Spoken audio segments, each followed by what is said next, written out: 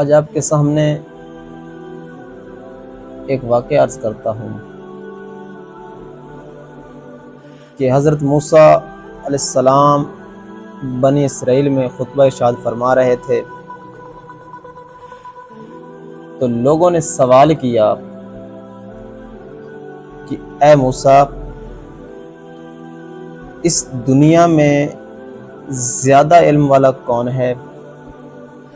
حضرت موسیٰ علیہ السلام نے ارشاد فرمایا کہ اس دنیا میں زیادہ علم والا میں۔ موسیٰ علیہ السلام کی اس بات پر، موسیٰ علیہ السلام کی اس دعوے پر اللہ رب العزت نے اہتاب فرمایا اور حضرت موسیٰ کی جانب وحی نازل فرمائی اور فرمایا اے موسیٰ، جہاں پر دو دریا مل رہے ہیں، جہاں پر دو دریاؤں کا ملاپ ہو رہا ہے، اس جگہ پر میرا ایک شخص، اس جگہ پر میرا ایک بندہ رہتا ہے جس کے پاس تیرے سے زیادہ علم ہے۔ تو موسیٰ علیہ السلام نے عرض کی الہی، میں اس شخص تک کیسے پہنچ سکتا ہوں؟ تو اللہ تبارک و تعالی نے ارشاد فرمایا کہ تم ایک مچھلی لے لو اور اس سفر پر روانہ ہو جاؤ۔ جب اس مچھلی کو گوا دو تو اس جگہ پہ تمہیں وہ شخص ملے گا، تمہیں وہ میرا بندہ ملے گا۔ حضرت موسیٰ علیہ السلام نے اپنے ساتھ ایک نوجوان کو تیار کیا اور اس سفر پر روانہ ہو گئے۔ روایت میں آتا ہے کہ جو شخص حضرت موسیٰ علیہ السلام کے ساتھ روانہ ہوا اس کا نام یوشع بن نون تھا۔ آپ نے سفر شروع کیا۔ سفر کرتے کرتے ایک مقام پر آپ پہنچے، وہاں پر آپ کو ایک چٹان دکھائی دی۔ تو حضرت موسیٰ علیہ السلام اس چٹان کے ساتھ سر مبارک رکھا اور آرام فرمانے لگے۔ اس دوران مچھلی اس ٹوکرے میں پھڑ پھڑائی اور کود کر سمندر میں گر گئی۔ جب مچھلی سمندر میں گر گئی تو آپ کے ساتھ والے اس ساتھی نے دیکھا کہ سمندر کے بہاؤ کو کم کر دیا گیا ہے اور اس مچھلی نے ایک سرنگ سی شکل اختیار کر لی اور وہ وہاں سے غائب ہو گئی۔ جب موسیٰ علیہ السلام بیدار ہوئے، آپ نے دوبارہ سفر اختیار کیا۔ چلتے چلتے ایک دن اور ایک رات گزر گئی۔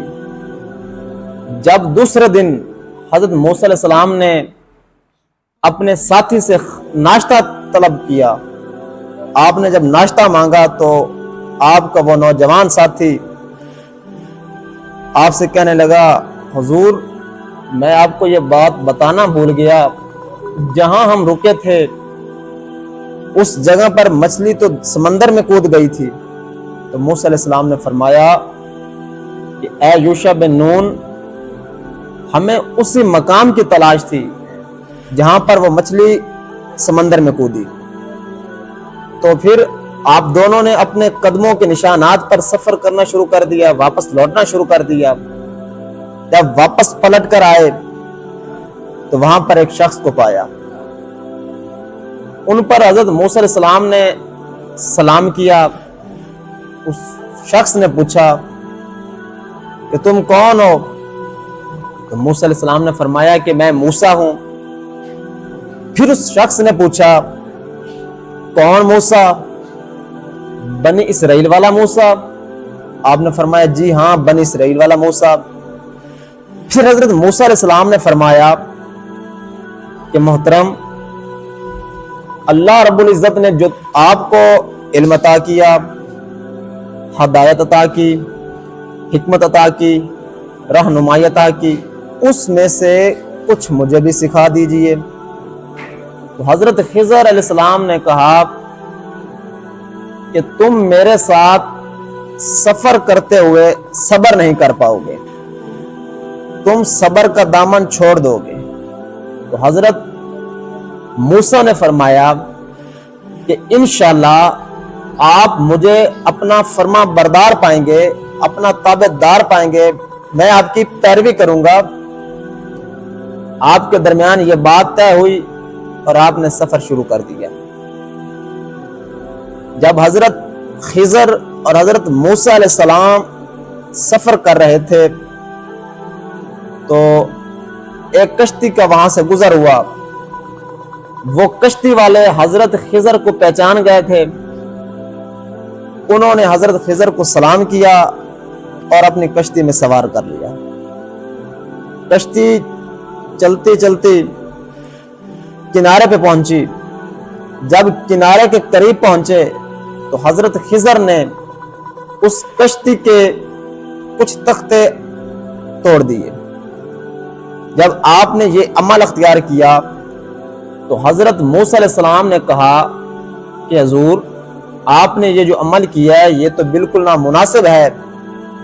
انہوں نے ہم سے کوئی کرایہ بھی نہیں وصول کیا، کوئی رقم بھی وصول نہیں کی، کوئی معاوضہ بھی نہیں طلب کیا، اور اس کے عوض آپ نے ان کی کشتی توڑ دی ہے۔ تو حضرت خضر نے فرمایا کہ میں نے آپ کو بولا تھا کہ آپ میرے ساتھ سفر پر صبر نہیں کر پاؤ گے۔ تو پھر حضرت موسیٰ علیہ السلام نے فرمایا کہ آئندہ میں کوئی سوال نہیں کروں گا۔ پھر چلتے چلتے ساحل سمندر پر کچھ بچے کھیل رہے تھے، تو حضرت خضر نے ان بچوں میں سے ایک بچے کو بلایا۔ جب وہ بچہ آپ کے پاس آیا تو آپ نے اس کی گردن توڑ کر اس کو قتل کر دیا۔ جب حضرت خضر نے اس بچے کو قتل کیا تو حضرت موسیٰ پھر بول پڑے، فرمایا حضور آپ نے اس بچے کو بلا کسی عذر کے قتل کیا ہے، بغیر کسی حق کے قتل کیا ہے۔ تو حضرت موسیٰ علیہ السلام کی اس بات پر، آپ کے اس سوال پر حضرت خضر نے فرمایا کہ میں نے آپ کو بولا تھا کہ آپ میرے ساتھ سفر پر صبر نہیں کر پاؤ گے۔ تو حضرت موسیٰ علیہ السلام نے فرمایا کہ اگر میں آپ سے دوبارہ کوئی سوال کروں، آپ کی کسی بات پر دوبارہ میں بولوں تو بے شک آپ مجھے اپنے ساتھ نہ رکھنا، مجھے جدا کر دیں۔ تو چلتے چلتے ایک گاؤں آیا۔ جب اس گاؤں میں پہنچے تو کسی سے آپ نے کھانا طلب کیا، کسی سے کھانا مانگا تو انہوں نے آپ کی مہمان نوازی سے انکار کر دیا۔ جب مہمان نوازی سے انکار کیا تو ان کی دیوار جو گرنے پر آئی ہوئی تھی، جو ٹیڑھی تھی، تو حضرت خضر نے اس دیوار کی تعمیر کی، اس کو سیدھا کر دیا۔ اس عمل پر حضرت موسیٰ علیہ السلام پھر بول پڑے۔ اس وقت حضرت خضر نے فرمایا کہ اب میری اور تیری جدائی کا وقت آ گیا ہے، مزید ہم دونوں اکٹھے نہیں رہ سکتے۔ اور اس وقت جو عمل حضرت خضر نے کیے تھے، جو اعمال حضرت خضر نے کیے تھے، ان کی حقیقت حضرت موسیٰ علیہ السلام پر عیاں کر دی، ان کی حقیقت حضرت موسیٰ پر کھول دی، واضح کر دی، اور فرمایا کہ اے موسیٰ، میں نے جو کشتی کے کچھ تختے توڑے تھے، اس سمندر کے کنارے پر ایک ظالم بادشاہ حکومت کرتا ہے، اور جب وہ دیکھتا ہے کہ یہ کشتی سالم اور صحیح ہے، وہ اس کشتی پر قبضہ کر لیتا ہے، اس کو غصب کر لیتا ہے، جبکہ وہ کشتی یتیم بچوں کی تھی، غریب بچوں کی تھی۔ تو میں نے اس کے تختے اس لیے توڑے کہ وہ عیبدار ہو جائے اور وہ ظالم بادشاہ اس کشتی کو غصب نہ کر لے۔